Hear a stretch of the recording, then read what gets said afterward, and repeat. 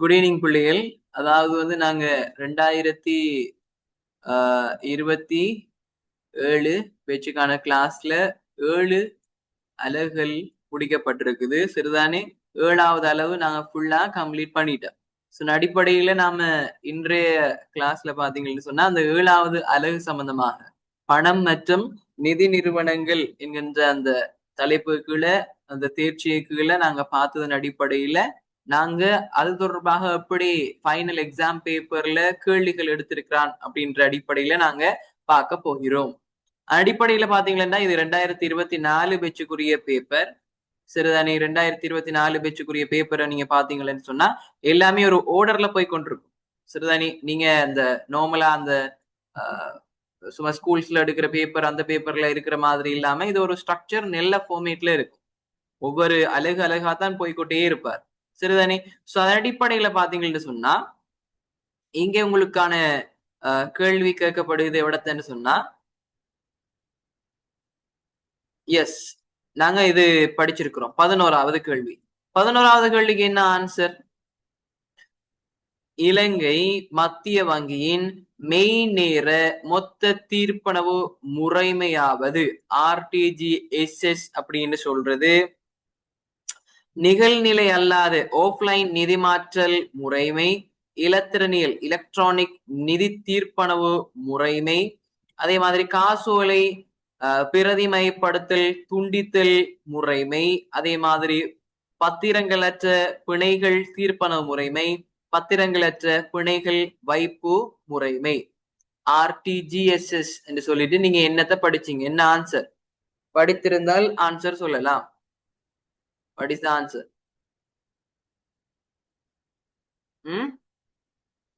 What is the answer?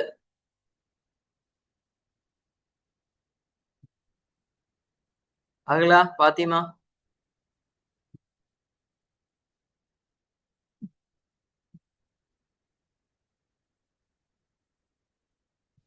What is the answer?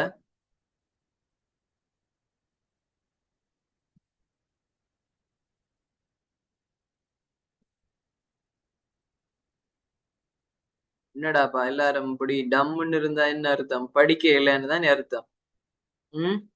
RT ஜிஎஸ்எஸ்னா என்னன்னு சொல்லி நீங்க படிக்க இல்லைன்னு தான் அர்த்தம். என்ன ஆர்டிஜிஎஸ்எஸ்னா என்னன்னு படிக்க இல்லைன்னு அர்த்தம். சரி, ரைட். இப்படி இருந்ததுன்னு சொன்னா படிக்கிறது கஷ்டம், சரியான கஷ்டம். சரிதானே? டெய்லி நம்ம படிக்கிற விஷயங்களை அவடத்தை படிச்சால் மாத்திரம்தான் என்ன செய்யலாம், நாம கடைசி வரைக்கும் நல்ல ஒரு ரிசல்ட்ஸை நாங்க எடுக்கக்கூடிய மாதிரி இருக்கு. இல்லாட்டி கொஞ்சம் விட்டுட்டு போயிட்டீங்கன்னு சொன்னாலும் என்ன செய்யலாம், போயிடும் அவடத்தையே சரியான ஸ்ட்ரகிள் ஆக வேண்டி இருக்கும். கடைசி நேரத்துல என்னடா இது வாழ்க்கை வெறுத்து போன மாதிரி இருக்க வேண்டி இருக்கும். சரியோ?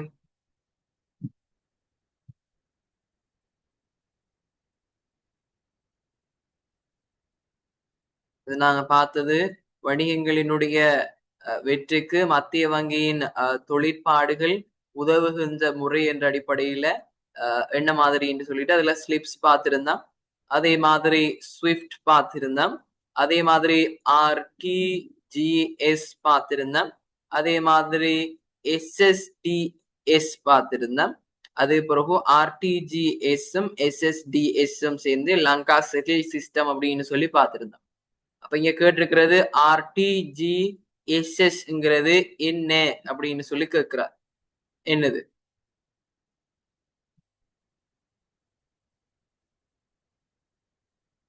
என்னது?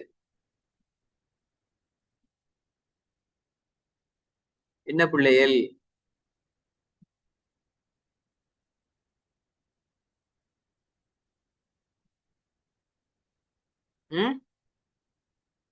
என்ன சொல்லுங்களேன், வாயத்திறந்து சொல்லுங்களேன். இலத்திரனியல் நிதி தீர்ப்பனவு முறைமை என்ன இந்த இருக்குதானே? ஆர்டிஜிஎஸ்ங்கிறது என்னது?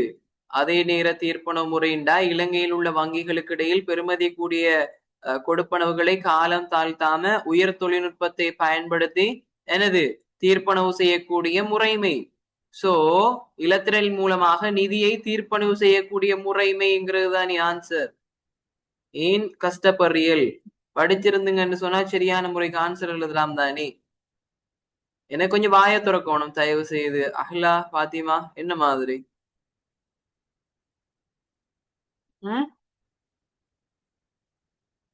என்ன பிரச்சனை இதுல? என்ன பிரச்சனையா இருந்ததுன்னு சொல்லுங்க பாப்போம் எனக்கு ஒருக்கா. பாத்திமா, ஆன்சரை பாக்குறதுல என்ன பிரச்சனை இருந்தது? பாத்திமா, ஓ இதுல ஆன்சரை கண்டுபிடிக்கிறதுல என்ன பிரச்சனை இருந்தது? நான் ஆர்டிஜிஎஸ்எஸ் என்னன்னு பார்த்திருக்கிறேன். சரிதானே. சோ அது என்ன முறைமைன்னு சொல்லி எங்களுக்கு தெரியும். அதுலயே சொல்லியிருக்கிறான் மெய் நேர மொத்த தீர்ப்பனவு முறைமை அப்படின்னுட்டு. அப்ப அது என்ன தீர்ப்பனவு, பிணையா அல்லது நிதியா அப்படின்னு சொல்லிட்டு பார்க்கக்குள்ள நாங்க எஸ்எஸ்டிஎஸ் சொல்லிட்டு அது பத்திரங்களற்ற பிணைகள் தீர்ப்பனவு முறைன்னு சொல்லி பார்த்திருக்கிறோம். அப்ப ஆர்டிஜிஎஸ் சொன்னா நிதி தீர்ப்பனவு முறைன்னா இலகுவாக இதுக்கு ஆன்சர் டிரெக்டாக ஆன்சர் எழுதுறதுக்கு ஏன் நமக்கு கஷ்டமா இருக்குது? சரி, எப்படித்தான் கொஸ்டின் வரும். சரிதானே, படிச்சதுல இருந்து இப்படித்தான் ஃபைனல் பேப்பர்ல வரும். விட்டீங்கன்னு சொன்னா என்னது, மார்க்ஸ் அப்படியே போகும். மார்க்ஸ் என்ன செய்யும், அப்படியே போகும். சரிதானே. சோ அந்த விடயத்தை பார்த்து கொள்ளுங்க. ரைட். 15வதுக்கு எனக்கு ஆன்சர் சொல்லிடும் என்று சொன்னா சொல்லுங்க பாப்போம். நான் ஒன் டைம் நான் அந்த அமெரிக்க டாலர் சம்பந்தமாக பேசக்குள்ள நான் இது சொல்லியிருப்பேன் உங்களுக்கு, அப்படி அப்படின்னு சொல்லிட்டு. இதுக்கு எனக்கு சொல்லுங்க பாப்போம். இலங்கை ரூபாவினுடைய பெறுமதியானது ஐக்கிய அமெரிக்க டாலருக்கு எதிராக வீழ்ச்சி அடைந்து செல்லுமாக இருந்தால் இலங்கையினுடைய இறக்குமதி மற்றும் ஏற்றுமதி அளவுகள்ல அது ஏற்படுத்தக்கூடிய பொதுவான தாக்கத்தை எடுத்து காட்டும் சரியான விடையினை தெரிவு செய்க அப்படின்னு சொல்லி கேட்கிறார். இதுல என்ன பதில நீங்க கொடுப்பீங்க? இதை எப்படி பார்க்கணும், எப்படி பார்க்கணும்னு சொல்லி சொல்லுங்க. ஆன்சர் தெரியாட்டியும் எப்படி பார்க்கலாம்னு சொல்லி சொல்லுங்க பாப்போம் எனக்கு. அகலா, அப்படி நாங்க இதை பார்க்கலாம். ரைட். இப்படித்தான் பிள்ளைகளுக்கு கேள்விகள் வரும். முழிச்சிட்டு இருந்தா செய்யலாது. இப்ப பாருங்க, $1 சரிதானே, $1 ஈக்குவல் டு 300 rupees வைங்க. சரியா, $1 எவ்வளவு, 300 ரூபாய். இலங்கை காசு 300 ரூபாய்ன்னு வைங்க. இப்ப இவன் என்ன சொல்றான், இலங்கை ரூபாவினுடைய பெறுமதியானது என்ன செய்தாம்னு சொன்னா ஐக்கிய அமெரிக்க டாலருக்கு எதிராக வீழ்ச்சி அடையுதாம். வீழ்ச்சி அடையுதுன்னு சொன்னா என்ன அர்த்தம்னு சொன்னா இதே சேம் $1 தான். சரிதானே, இதே சேம் $1 தான். இப்போ பாத்தீங்கன்னு சொன்னா 300 ரூபாயா இருக்கிறது 350 ரூபாயாக மாறப்போகுது. 350 ரூபாயாக மாறப்போகுது. இப்ப நீங்க நினைக்கலாம் இது அதிகரிக்குது தானே, அதிகரிக்குது தானே. இல்ல, ரூபாவினுடைய பெறுமதி அதிகரிக்குது என்று சொன்னா டொலர் பெறுமதிக்கு நிகராக ரூபாவினுடைய பெறுமதி வீழ்ச்சி அடையுதுன்னு அர்த்தம். ஏன் ஏன்னு சொல்லுங்க பாப்போம். ரைட். இப்போ அப்படின்னு சொன்னா முன்னர் சரிதானே ஒரு பொருளை வாங்குறதுக்கு அவரு 350 ரூபாய் செலவழிச்சிருப்பார். ஒரு பொருளை முதல் வாங்குறதுக்கு எவ்வளவு, 300 ரூபாய் செலவழிச்சு இருப்பார். இப்ப ஒரு பொருளை வாங்கணும்னு சொன்னா என்னது, ஒரு பொருளை வாங்கணும்னு சொன்னா எக்ஸ்ட்ராவாக நாங்க எவ்வளவு செலுத்த வேண்டி இருக்கும், எக்ஸ்ட்ராவாக ஒரு 50 ரூபாய் செலுத்த வேண்டி இருக்கும். என்ன ஓமா இல்லையா? அப்ப எக்ஸ்ட்ராவா என்னது பிளஸ் 50 ரூபாய் எங்களுக்கு செலுத்த வேண்டி இருக்கும்.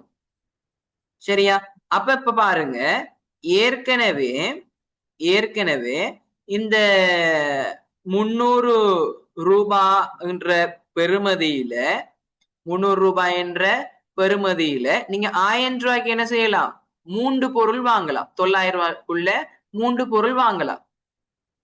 ஓமா இல்லையா? இப்ப உங்கள்ட்ட 1000 ரூபாய் இருக்குதுன்னு சொன்னா என்ன செய்யலாம், 1000 ரூபாய் இருக்குதுன்னு சொன்னா அந்த 1000 ரூபாயை பயன்படுத்தி 900 வரக்கூடிய மாதிரி என்ன செய்யலாம், 3 பொருட்கள் வாங்கலாம். அதுவே இப்ப 350 ரூபாயாக ஆனதுக்கு பிறகு என்ன செய்யும், அது 1050 ரூபாயாக வந்து நிற்கும். அப்ப என்ன செய்யலாது, 3 பொருள் உங்களால வாங்க இயலாது, 2 பொருள் தான் என்ன செய்ய வேண்டும், வாங்கக்கூடிய மாதிரி இருக்கும். 300 ரூபாய் பேலன்ஸ் உங்களுக்கு கொடுப்பான். என்ன அப்ப விளங்குதா? ஏற்கனவே 3 பொருள் வாங்கக்கூடிய மாதிரி இருந்தது நிலைமை, இப்ப 2 பொருள் தான் வாங்க இயலுமாக இருக்குது என்று சொன்னால் என்ன நிலைமை இது? எங்களுடைய ரூபாவினுடைய பெறுமதி வீழ்ச்சி அடையுதுன்னு அர்த்தம். அப்ப டொலருக்கு நிகராக பெறுமதியானது, அதாவது இந்த ரூபாட இந்த பெருமானம் வேல்யூவானது அதிகரிக்க அதிகரிக்க அதிகரிக்க என்னென்ற அர்த்தம்? வீழ்ச்சி அடையுது என்று சொல்லிட்டு அர்த்தம். வீழ்ச்சி அடையுதுன்னுட்டு அர்த்தம். சரிதானே? அப்ப வீழ்ச்சி அடையுது என்று சொல்லி சொன்னா நல்லா நீங்க யோசிச்சு பாருங்க. இப்போ நாங்க வெளிநாட்டுல இருந்து சாமான் வாங்கினமாக இருந்தால் என்னது, முதல் நாங்க 300 ரூபாய் கொடுத்து வாங்கியிருப்போம். இப்ப வெளிநாட்டுல இருந்து சாமான் வாங்கணும் என்று சொன்னா நாங்க என்ன செஞ்சிருப்போம்? நாங்க 350 ரூபாய் கொடுக்க வேண்டியிருக்கு, எக்ஸ்ட்ரா 50 ரூபாய் கொடுக்க வேண்டியிருக்கு. அப்ப எங்களுக்கு என்ன, இன்னும் செலவு கூடுதலாக இருக்கு. அப்ப இறக்குமதி செய்யக்குள்ள நாங்க என்ன செய்வோம்? இறக்குமதியா அதிகரிப்போமா குறைப்போமா? எங்களுக்கு செலவு கூடிச்சுன்னு சொன்னா எனக்கு அதை சொல்லுங்க பாப்போம். 2 பேர்ல ஒரு ஆள். என்ன செய்வோம்? குறைப்போம். நாங்க இறக்குமதியை குறைக்கணும்ங்கிற ஆன்சர்ஸ் எவ்வளவு இருக்குன்னு சொல்லிட்டு செக் பண்ணுங்க பாப்போம். எவ்வளவு இருக்குது? இந்த 3வதுலயும் இருக்குது, 4வதுலயும் இருக்குது. அப்ப மற்ற ஆன்சர்ஸ் வராதுன்னா மற்ற ஆன்சர்ஸ் என்ன செய்யறது? குயிக்கா வெட்டி விட்டுறது. ஒன்று இதுவும் வராது, இதுவும் வராது, இதுவும் வராது. அப்ப இது 2ல ஒன்றுதான் வரும். ரைட். இப்ப என்னது? இதுல குறைவடையும் குறைவடையும் குறைவடையும் அதிகரிக்கும். எப்படியுமே ஆப்போசிட்டா தான் நடக்கும்ங்கிறது தான் விஷயம். பட் அதையும் நான் உங்களுக்கு தெளிவுபடுத்துறேன். சரியா பிள்ளைகள்? உங்களுக்கு நான் தெளிவுபடுத்துறேன். இப்ப பாருங்க, இப்ப என்ன நடக்க போகுதுன்னு சொன்னா, இப்போ நீங்க என்ன செய்ய போறீங்க? ஏற்றுமதி செய்ய போறீங்க. முதல்ல நீங்க ஒரு பொருளை ஏற்றுமதி செய்யக்குள்ள உங்களுக்கு எவ்வளவு தருவான்? எவ்வளவு தருவான்? 300 ரூபாய் தருவான். இப்ப நீங்க பொருளை ஏற்றுமதி செய்யக்குள்ள உங்களுக்கு டாலர் ஒன்று பே பண்ணினாண்டா அது உங்களுக்கு எவ்வளவு? 350 ரூபாய். உங்களோட நாட்டு காசுக்கு 350 ரூபாய். என்ன?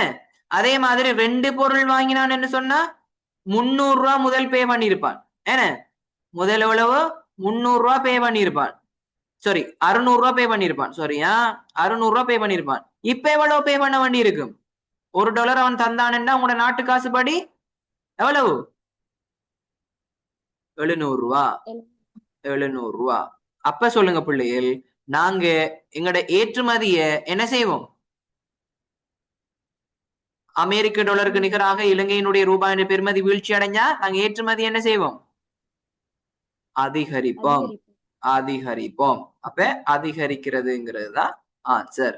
அப்ப எத்தனையாவது ஆன்சர்? எத்தனையாவது ஆன்சர்? 4வது ஆன்சர் சரியான ஆன்சராக இருக்கும். சரியா? அவைவிடத்தை நாங்க போட வேண்டிய ஆன்சர் 4. 4ன்னு போட்டா ஆன்சர் சரி. புரிஞ்சிச்சா? இதுல யார் எனக்கு ஆன்சர் பண்ணி இருந்தான்னு சொன்னா அஹலா, வெரி குட் வெரி குட்டா, சரியான பதில போட்டிருந்தீங்க 4 சொல்லிட்டு. சரிதானே? இப்ப இப்படித்தான் இதை என்ன செய்யறது? நாம அண்டர்ஸ்டாண்ட் பண்ணி கொள்றது. ரைட்? Okay, right. இப்ப 16வதுக்கு ஆன்சரை சொல்லுங்க பாப்போம். 16வதுக்கு நாங்க இதெல்லாம் படிச்சிருக்கிறோம். ஒரு சிலது படிக்காம இருக்கலாம்.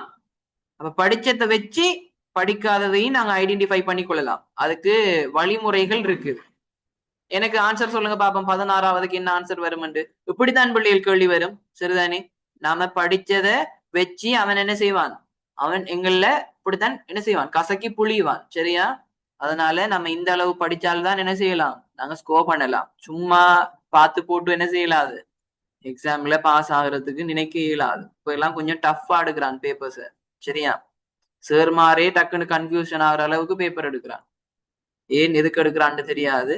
பட் போட்டி கூடங்கிறதுனால அப்படி செய்யறான். என்ன? சரி, ஓகே. என்ன ஆன்சர்? பாத்திமா, உங்களுக்கு முதல் சொன்னது விளங்கிட்டா?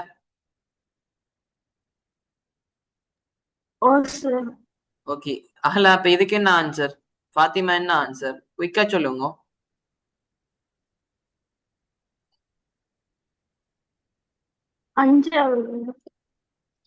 5வதா? ரைட், பாப்போம். சாரி. கொள்வனவாளரையும் விற்பனையாளரையும் இணைக்கிறவர் யாரு? கொள்வனவாளரையும் விற்பனையாளரையும் இணைக்கிறவர் யாரு? மணமகளையும் மணமகனையும் இணைக்கிறவர் யாரு? ஆறு. பாத்திமா, ஆறு இணைக்கிறது. சொல்லுங்க பாபு. புரோக்கர் என்ன? புரோக்கர். அப்ப புரோக்கர் என்று சொன்னா என்ன தமிழ்ல? தரகர். தரகர். அப்ப கொள்வனவாளரையும் விற்பனையாளரையும் இணைச்சு விடுறவர் யாருன்னு சொன்னா இந்த தரகராக இருப்பார். இந்த தரகராக இருப்பார். அப்ப எங்களுக்கு இந்த விஷயம் தெரியும்ங்கிறதுனால நாங்க என்ன செய்யலாம், இவிடத்தை ஏ என்று போடலாம். அந்த விடயம் எங்களுக்கு தெரியும். இப்ப எங்களுக்கு இது கன்ஃபார்ம் தானே. அப்ப மூன்றாவதுல ஏ வார மாதிரி ஆன்சர் எது இருக்குன்னு வச்சுட்டு மிச்சம் எல்லாத்தையும் தட்டி விடுவோம். மிச்சம் எல்லாத்தையும் தட்டி விடுவோம். அப்ப இது வருமா? இது வராது. மூன்றாவதுல ஏ இல்ல. இது வருமா? மூன்றாவதுல ஏ இல்ல. அப்ப இது வருமா? ஓ, இது வரும். இதுல மூன்றாவதுல இருக்கு. இது வருமா? இது வராது. அப்ப மூன்றாவது அல்லது நாலாவது வரணும். என்ன அகல அஞ்சாவது வருமா? அஞ்சாவது வராது. சரியா? ரைட். இப்ப என்ன செய்ய போறோம்? அடுத்ததுக்கு வரப்போறோம். அடுத்ததுக்கு வரப்போறோம். தனது பெயரில் கீழ் பொருட்களை வாங்கி விக்கிறவர் யாரு? தண்ட பேர்ல சரியானே பொருட்களை வாங்கி விக்கிறவர் யாரு? ரைட். அது டவுட் எங்களுக்கு. அது டவுட். சரியா? ரைட். இப்போ அடுத்தது வாசிப்போம். கடனுக்கு விற்பனை செய்த பொருட்களுக்கான கொடுப்பனவுக்கு உத்தரவாதம் அளித்தல்.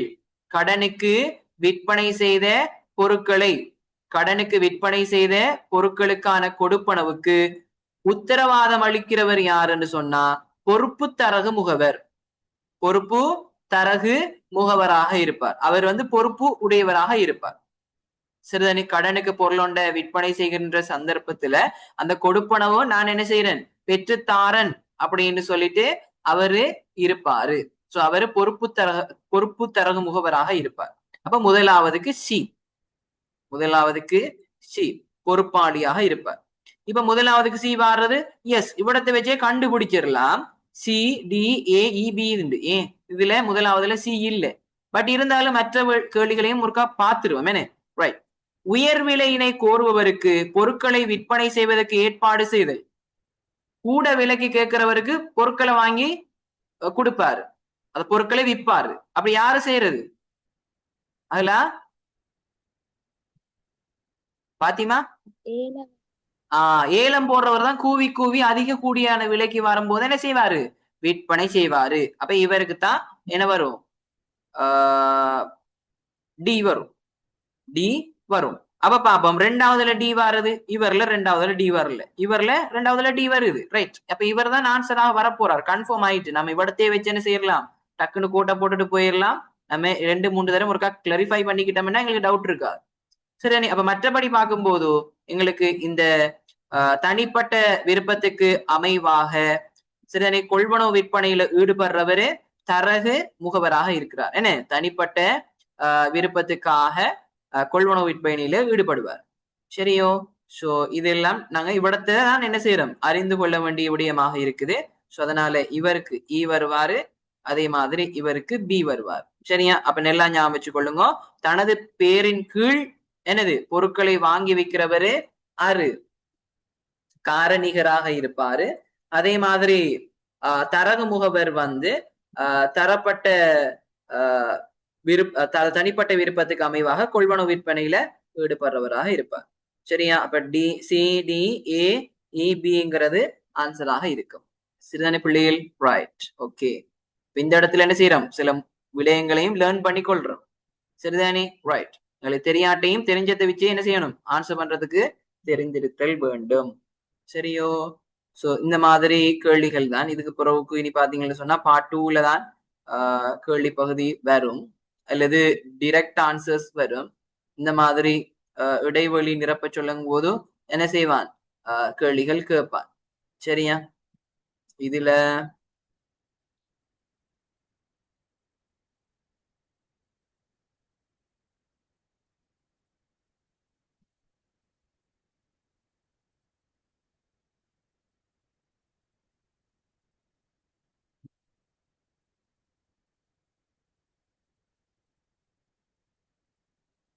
இந்த கேள்வி யூஸ் பண்ணலாம். சரிதானே? முதலீட்டாளர்கள் சார்பாக பிணைகளை வாங்குதல் மற்றும் விற்றலில் ஈடுபடுகின்ற நிறுவனமானது பங்கு தரகர் கம்பெனி ஆகும். அதேவேளை கம்பெனியானது இலங்கை பிணைகள் பரிவர்த்தனை ஆணைக்குழு, பிணைகள் பரிவர்த்தனை ஆணைக்குழு. இந்த ஆணைக்குழுகள் எல்லாம் உங்களுக்கு தெரிஞ்சிருக்கணும். சில நேரம் இடைவெளி நிரப்புறதுக்கு தருவான். சரிதானே? இதுக்கெல்லாம் என்னது, இங்க கீழே இந்த பாக்ஸ்ல எல்லாம் போட்டு தர மாட்டேன். நாங்க தான் என்ன செய்யணும், உருவாக்கி எழுதணும். அப்ப எங்களுக்கு அதுல இதுதான் வரும்னு சொல்லிட்டு தெரிஞ்சிருந்தால்தான் என்ன செய்யலாம், சரியான முறையில எழுதி கொள்ளலாம். சரிதானே? ரைட். அடுத்தது பாத்தீங்கன்னு சொன்னா உங்களை பார்ட் 2 பகுதியில இல்லாட்டி டிரெக்ட் கொஸ்டின் பகுதியில போட்டிருப்பாரு. அந்த பாத்தீங்களா 44வது கேள்வி கேட்டிருக்கிறாரு. இலங்கையில் காணப்படுகின்ற ஒப்பந்த சேமிப்பு நிறுவனங்கள் 4 குறிப்பிடுங்க. நான் பார்த்திருக்கமா இல்லையா? காப்புறுதி கம்பெனி, இபிஎஃப் ஊழியர் சேமலாப நிதியம், இடிஎஃப் ஊழியர் நம்பிக்கை நிதியம், அடுத்தது சேவை வழங்குனருடைய பொறுப்பு நிதியம், அங்கீகாரம் அளிக்கப்பட்ட ஓய்வூதிய மற்றும் சேமலாப நிதியம். இந்த விஷயங்கள் நான் பார்த்திருக்கிறேன். பாத்தீங்களா? இப்படித்தான் கொஸ்டின்ஸ் வரும்.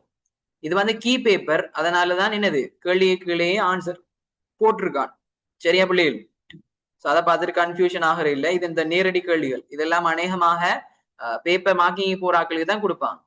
சரிதானே? நீங்க அநேகமா வெப்சைட்ல தேடினீங்களாலும் பார்ட் 2 பேப்பர் தான் வரும். பார்ட் 1 பேப்பர் வாரது வீதம் குறைவாக இருக்கும். சரியா? அதே மாதிரி இந்த பாருங்க, அடுத்த கேள்வி. இலங்கை மத்திய வங்கியின் முகவராண்மை தொழிற்பாடுகள் 4 குறிப்பிடுக. என்னென்ன முகவராண்மை குறிப்பாடு? ஒன்று, அரசினுடைய கடன் முகாமைத்துவத்தை செய்வாரு, அந்நிய செலாவணி கட்டுப்பாட்டில் ஈடுபடுவாரு, அதே மாதிரி சிற்றளவிலான நிதியிடல் வேலை திட்டங்களுக்கு கிராமிய கடன் முன்மொழிவுகளை வழங்குவாரு, ஊழியர் சேமலாப நிதியத்தை முகாமைத்துவம் செய்வாரு. சரிதானே? அதே மாதிரி நிதி உளவறிதல் சேவை என்ற கூடிய ஒரு சேவையும் வழங்குவாரு. அதுவும் இது மத்திய வங்கியினுடைய முகவராண்மை தொழிற்பாடாக இருக்கு. சரிதானே? இப்படித்தான் கேள்விகள் வாரது. சரியா பிள்ளைகள்? ரைட். அதே மாதிரி பாத்தீங்கன்னு சொன்னா இனி பார்ட் 2 பகுதியில கேள்வி கேட்பான். இதுல முதலாவது அலகுல இருந்து அப்படியே போவான். சரிதானே? முதலாவது அலகுல இருந்து போவான். அது பிறகு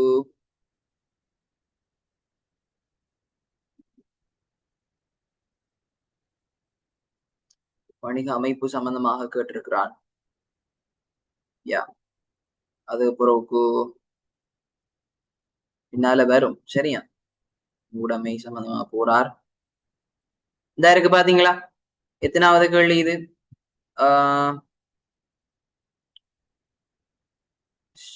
இரண்டாவது கேள்வியில எத்தனாவது? உரோமை இலக்கம் 5வது கேட்கிறார். நீண்டகால வங்கி கடனை பெற்றுக் கொள்வதனால் இவ்வணிகம் அனுபவிக்கக்கூடிய அனுகூலங்கள் இரண்டினையும் பிரதிகூலங்கள் இரண்டினையும் குறிப்பிடுக. அப்ப நீண்ட காலத்துல வங்கி கடன் ஒன்ன பெற்றுக்கொள்வார்னா அந்த வங்கி கடனுடைய அனுகூலங்கள் என்னவா இருக்கும்? ஒன்று பாத்தீங்களா சொன்னா குறித்த வட்டி வீதத்தை மட்டும்தான் நாங்க என்ன செய்யணும், செலுத்த வேண்டி இருக்கும்.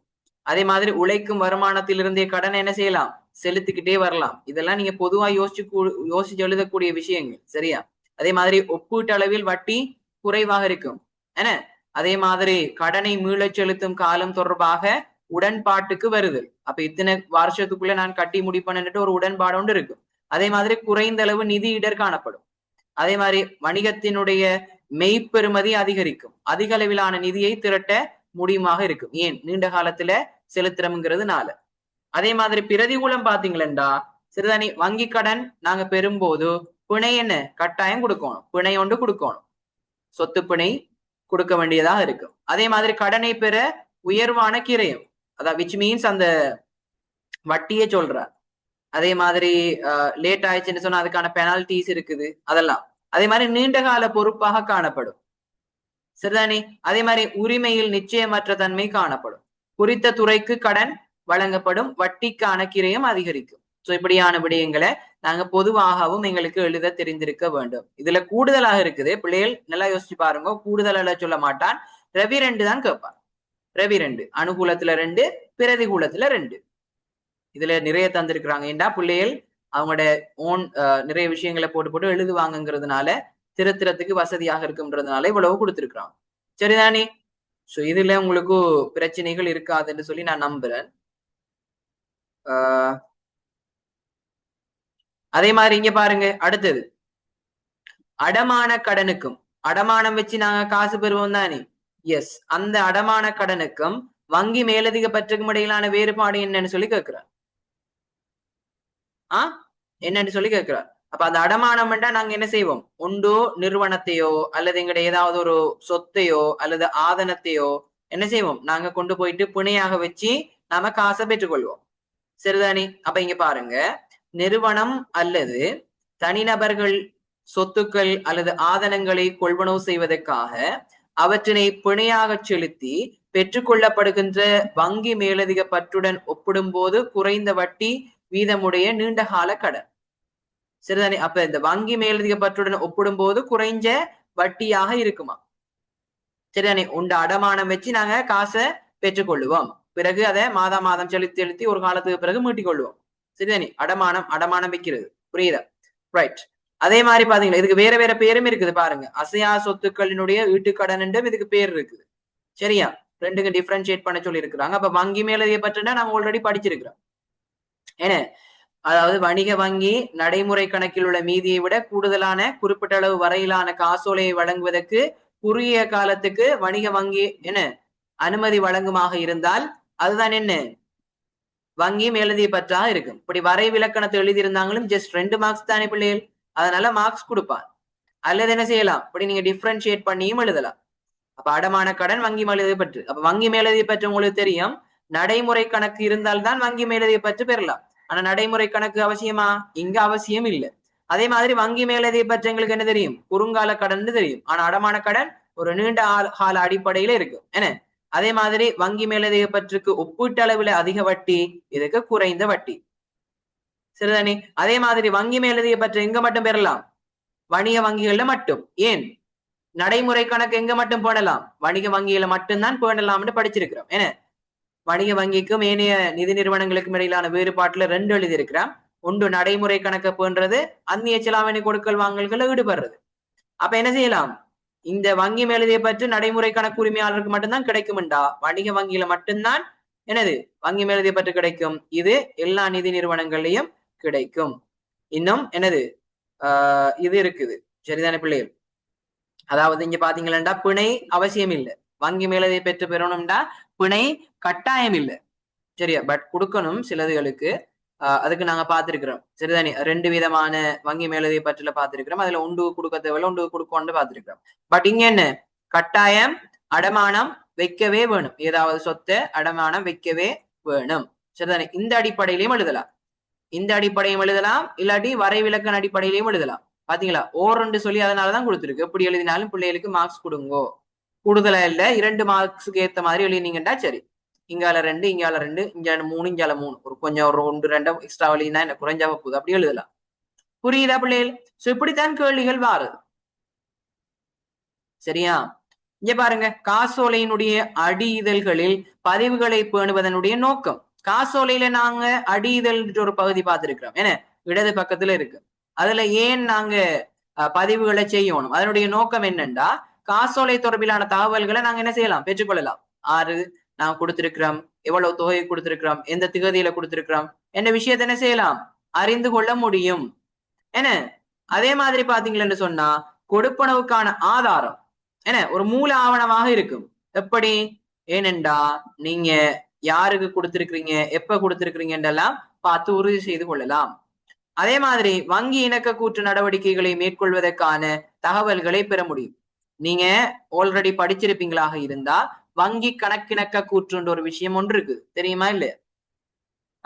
தெரியுமா இல்லையா? 10ஆம் ஆண்டு ஓ லெவல்ல நீங்க படிச்சிருந்தீங்கன்னா வங்கி கணக்கிணக்க கூற்றுன்ற ஒன்று செஞ்சிருப்பீங்க. அந்த வங்கி கணக்கிணக்க கூற்றுல உங்களுக்கு தெரியும், பேங்க் ஸ்டேட்மெண்ட் என்ன செய்யும்? மாதம் வரும். அதையும் நீங்க செய்த வங்கி கணக்கையும் வச்சுக்கொண்டு இணக்குறது. ஏன்னா அந்த டைம்ல அந்த இணக்க கூற்று நடவடிக்கையை மேற்கொள்றதுக்கு என்னது, உங்களுக்கு தேவையான தகவல்களை இதனூடாக பெற்றுக்கொள்ள முடியும். அதே மாதிரி மோசடி தவறுகளை குறைக்க முடியும். அதாவது பாதுகாப்பு. பாதுகாப்பு. அதே மாதிரி வரி மற்றும் சட்ட ரீதியான தேவைப்பாடுகளை பூர்த்தி செய்ய இந்த காசோலை எங்களுக்கு அந்த காசோலையினுடைய அடி இதழ் தேவைப்படக்கூடியதாக இருக்கு. சரிதானே? இதுல எத்தனை 5 இருக்குது. பட் நீங்க எவ்வளவு எழுதணும்? ஜஸ்ட் 2, 2 தான் எழுதணும். 2 தான் எழுதணும். எவ்வளவு அழகா எழுதலாம். காசோலை தொடர்பிலான தகவல்களை பெறலாம், கொடுப்பனவுக்கான ஆதாரமாக பயன்படுத்த முடியும். இவ்வளவு தான். புரியுதா பிள்ளைகள்? இவ்வளவுதான் விடயம்.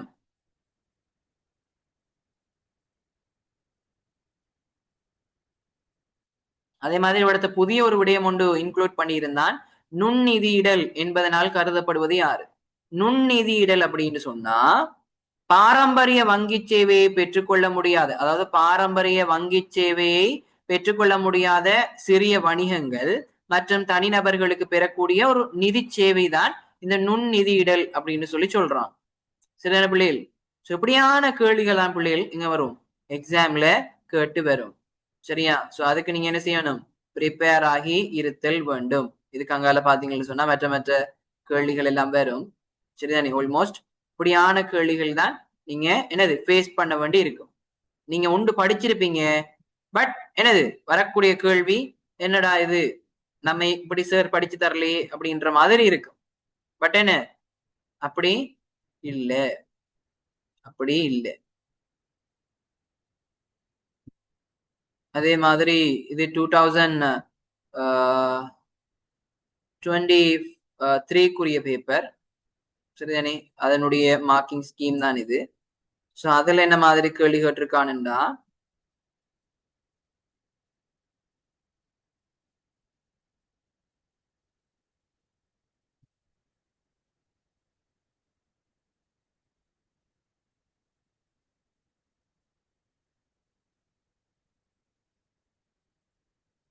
இந்த இருக்குது பாருங்க. 12வது, மூன்றாம் தரப்பினரின் ஈடுபாடு தேவைப்படாத பரிமாற்று ஊடகம் ஒன்றாவது. 12வதுக்கு என்ன ஆன்சர்? 2023 A லெவல்ல வந்தது. என்ன ஆன்சர்? தலையை போட்டு உருட்டி யோசிக்கிற அளவுக்கு ஒன்றுமே இல்லை. இதுல 2 தரப்பினர்னா நீங்களும் காசும். இது 2 தரப்பினர். மூன்றாவது தரப்பினர்டா நீங்களும் காசும் தவிர்ந்த இன்னும் ஒரு தாரம் இன்வால்வ் ஆகிறது. அப்படி இல்லாத ஒரு பரிமாற்று ஊடகம் என்னங்கிறது தான் இங்க கொஸ்டின். என்ன answer? Fathima, Ahla, what is the answer? யாரு காசோலை சொன்னது? அஹ்லா வந்து எத்தனாவது? 5வதா சொல்றீங்க? 5வது சொல்லி இருக்கிறான் அஹ்லா. காசோலைன்னு சொல்லிட்டு ஒரு ஆள் சொல்லுது. பாருங்க, மூன்றாம் தரப்பினருடைய ஈடுபாடு தேவைப்படாத பரிமாற்று ஊடகம். உங்களுக்கு விளங்குதா? அதாவது 3 தரப்பினர்கள் தொடர்பட போறாங்க. ஒன்று நீங்க, இன்னொன்று காசு, இன்னொன்று வங்கி. இதுல நீங்க முதலாவது தரப்பினர், காசு 2வது தரப்பினர் எடுத்தீங்கன்னா 3வது தரப்பினர் யாரு? வங்கி. சரியா? வங்கி இல்லாட்டி இன்னொரு தரப்பினராக இருப்பார். பரிமாற்றோடத்தோட தொடர்புடைய அந்த தேவைப்படாத அந்த 3வது தரப்பினர் தேவைப்படாத பரிமாற்று ஊடகம் யாரு?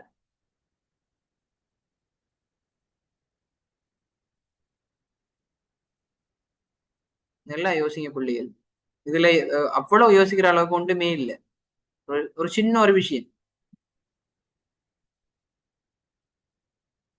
உம் சின்ன ஒரு விடயத்துக்கு இவ்வளவு கஷ்டப்படுறீங்களே ஏன்? மற்றதுகளுக்கு இடையில இருக்கிற ஒற்றுமையை பாத்தீங்கள் என்று சொன்னாலும் அதுக்கு என்னலாம் நீங்க இலகுவாக பதில் அளிக்கலாம். உம் இதுகளுக்கு இடையில இருக்கிற ஒற்றுமையை பார்த்தாலே நீங்க பதில் அளிக்கலாமே பிள்ளைகள். என்ன இது சின்ன பிள்ளைகள் விட மோசமா இருக்கு. இங்க பாருங்க, காசு என்ன செய்வீங்க? டைரக்டாக நீங்க பரிமாற்றத்துக்கு பயன்படுத்தலாம். காசோலை அப்படி இல்லை. காசோலையை கொடுத்தீங்கன்னா அதை கொண்டு போயிட்டு என்ன செய்யணும்? பேங்க்ல கொடுக்கணும். 3வது நபர் தொடர்புறார். கடன் அட்டைன்னா கடன் அட்டை என்ன செய்யணும்? நீங்க ஏடிஎம் மெஷின்ல போடணும் அல்லது இன்னொரு மெஷின்ல போட்டுதான் பரிமாற்றத்தை செய்யலாம். இலத்திரனியல் காசுங்கிறது போன் மூலமாக என்ன செய்யணும்? டிரான்சாக்சன் பண்ணித்தான் செய்யணும். போன் தேவை, அதுக்கு பேங்க் உதவி தேவை. முச்செலுத்து அட்டை, ப்ரீபெய்ட் கார்டு என்னது? அது ஆல்ரெடி நீங்க காசை கொடுத்து அந்த அட்டையை பெற்று வச்சிருக்கிறது. அந்த அட்டையும் என்ன செய்யணும்? அதை பயன்படுத்தணும்னா மெஷின் தேவை, வங்கியோட தொடர்பு தேவை. வங்கியோட தொடர்பு படாத எது? காசு தானே, ஜஸ்ட் ரொக்கம் தானே. இதுக்கு ஏன் பிள்ளைகள் இவ்வளவு யோசிக்கிறீங்க? So answer is going to be first one, காசு.